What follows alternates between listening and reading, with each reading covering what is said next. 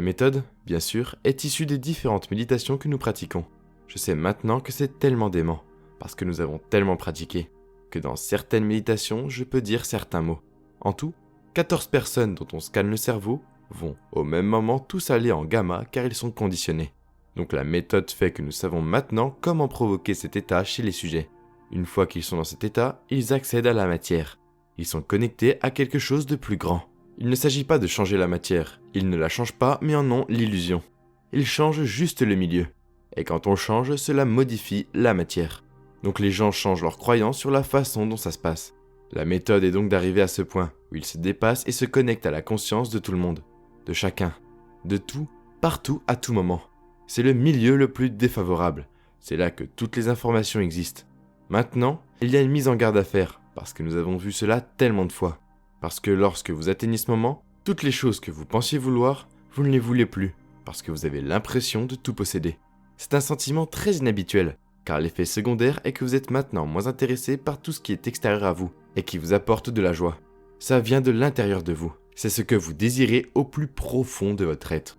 Et alors imaginez, comme nos étudiants, chez certaines personnes, le niveau d'ocytocine augmente de 200 ou 300 fois à la fin d'un atelier.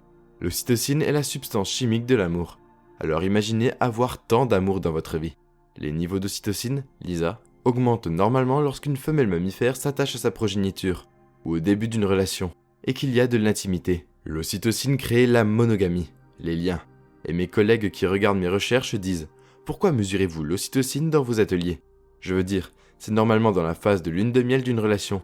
Qu'est-ce que vous faites là? Je le dis, je veux que nos étudiants tombent amoureux de leur futur. Tombent amoureux du côté divin. Vous devez le faire, oui.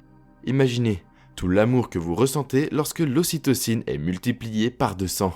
Vous ne voudriez pas échanger ce sentiment pour quelqu'un ou quelque chose d'autre.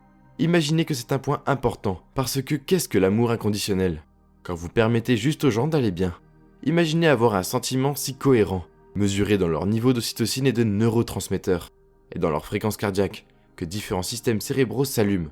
Vous diriez, je ne vais pas abandonner ce sentiment pour quelqu'un ou quelque chose. C'est le moment où vous êtes libre, où vous avez moins tendance à compter sur quelqu'un d'autre pour vous apporter de l'amour. En fait, vous ressentez l'amour sans raison. Je peux rassembler un groupe de personnes et leur donner des informations scientifiques solides. Et la science est le langage contemporain du mysticisme. La science éclaircit le côté allégorique des choses. Dès que vous parlez de religion, de culture ou de tradition, vous allez diviser le public parce que quelqu'un va se déconnecter. Mais lorsque vous vous connectez, la science crée cette sorte d'unification. Ainsi, chaque fois que vous apprenez quelque chose de nouveau, vous savez ceci. Vous avez vu les vidéos. Vous faites de nouvelles connexions dans votre cerveau. Donc, si je combine la physique quantique avec les neurosciences, la neuroendocrinologie, la psycho-immunologie, l'épigénétique, peu importe, et que je les rassemble dans un modèle pour qu'ils les comprennent, ils apprennent ces informations. Eh bien, si apprendre permet de créer de nouvelles connexions, s'en souvenir aide à les maintenir. Donc si je leur dis, tournez-vous vers la personne à côté de vous et expliquez ce que je viens de dire, s'ils ne peuvent pas l'expliquer, c'est que ce n'est pas programmé dans leur cerveau. Donc, entre les deux personnes, ils commencent à construire un modèle de compréhension. C'est ça. Et ils commencent à ne pas le faire. Je ne veux pas entendre parler de ton passé ou d'autres théories. Répète juste ce que j'ai dit. Donc, quand ils commencent à allumer et à connecter ces circuits, ils installent le matériel neurologique nécessaire à leur cerveau en préparation d'une expérience. Et plus ils comprennent ce qu'ils font et pourquoi, plus le comment devient facile. Donc, si je peux mettre en place les conditions et l'environnement et leur donner les instructions appropriées, les gens qui obtiennent que leur comportement corresponde à leur intention et que leur action soit égale à leur pensée, ils vont avoir une sorte de nouvelle expérience de transformation. Alors la transformation que nous mesurons actuellement, et que nous avons mesurée au fil des ans, me donne plus d'informations pour enseigner la transformation la prochaine fois. Nous en revenons plus vers la science que le premier jour. J'ai regardé assez de scans de cerveau en temps réel, et je sais maintenant que lorsque vous analysez votre vie à travers une émotion troublante, ceci va empirer dans votre cerveau. Parce que vous y pensez dans le passé. Quand vous amenez cette personne au-delà de son esprit analytique et de ses émotions, elle est libre. Elle aura la réponse parce qu'elle n'est pas enfermée dans son passé. Elle est libre de voir les choses sous un angle différent. Lorsque vous quittez cette réalité tridimensionnelle, la quatrième réalité dimensionnelle est le temps. Et quand vous êtes quelqu'un, c'est une personne avec quelque chose qui vit quelque part. À un moment donné, vous avez votre personnalité piégée dans la réalité tridimensionnelle. Vous devez jouer selon les règles de la réalité tridimensionnelle. La physique newtonienne. Le moment où vous ne devenez personne. Un rien. Nulle part en un rien de temps. C'est le moment où vous devenez pure conscience, et vous désinvestissez toute votre attention et votre énergie de cette réalité tridimensionnelle. C'est la passerelle vers le monde quantique. Ainsi, lorsque vous commencez à prêter attention à cette énergie, à cette information, et que vous commencez à vous connecter à des degrés de plus en plus élevés, d'unité et de plénitude, vous devenez la conscience de tout le monde, de tout, partout et à tout moment. Vous entrez maintenant dans cette 5e dimension où vous pouvez expérimenter simultanément de multiples réalités. Maintenant, c'est le côté mystique, où nous expliquons les élixirs secrets de la grande pinéale et comment activer ce petit récepteur radio à l'arrière de votre cerveau qui capte les informations. Que se passe-t-il lorsque les métabolites sont libérés des dérivés de la mélatonine qui activent différents systèmes?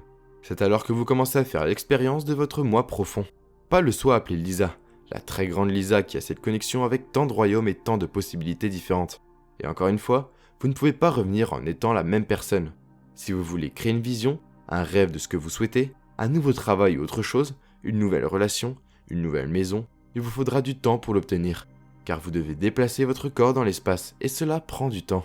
Quand vous créez à partir de la 5e dimension, vous faites en fait le contraire. Vous réduisez l'espace et le temps, vous attirez l'expérience à vous. Vous n'allez pas la chercher. Et quand il y a une correspondance vibratoire entre votre énergie et quelque chose dans votre futur, vous créez à partir de la 5e dimension. Vous ne jouez plus selon la physique newtonienne. Vous utilisez la pensée quantique, ce qui signifie que vous attirez maintenant votre propre avenir. Vous êtes l'aimant de votre destin. Ainsi, les choses commencent à apparaître dans votre vie, de nulle part, parce que vous les créez de nulle part. Quelque chose apparaît à partir de rien, parce que vous l'avez créé à partir de rien. Et ça arrive en un rien de temps parce que vous l'avez créé en un rien de temps. À présent, vous êtes moins susceptible d'aller le chercher. Vous êtes plus susceptible de vous y intéresser et de l'amener à vous. Vous ne vous précipitez pas pour l'obtenir.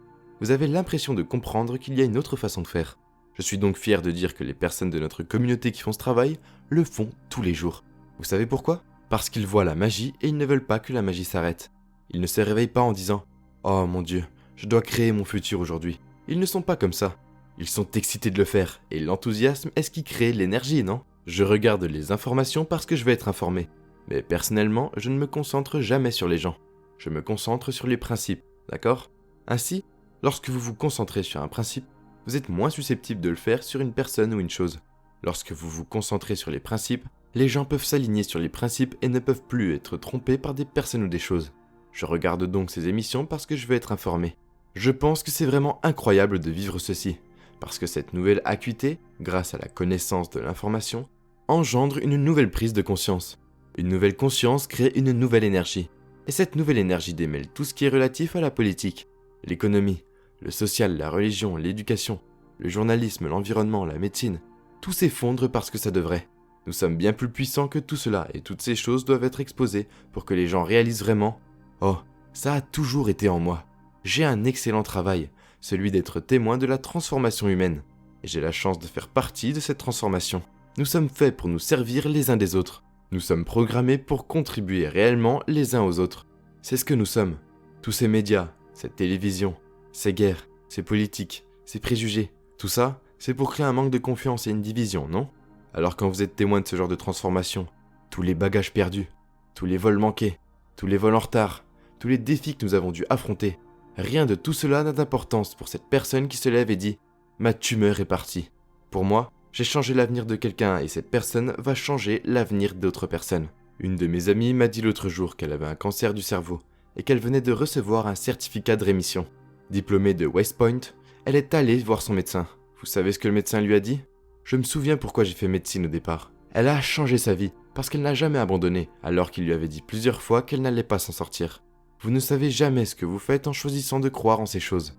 Qui vous allez affecter dans le futur, et c'est ce qui crée la communauté et cette sorte d'émergence de personnes qui partagent la même énergie, les mêmes croyances, les mêmes pensées et les mêmes comportements. C'est une nouvelle communauté et vous n'essayez pas de réparer ce qui est cassé. Vous créez quelque chose de mieux, et tout le monde part de là et va là pour moi. Je veux juste contribuer d'une certaine manière et faire la différence.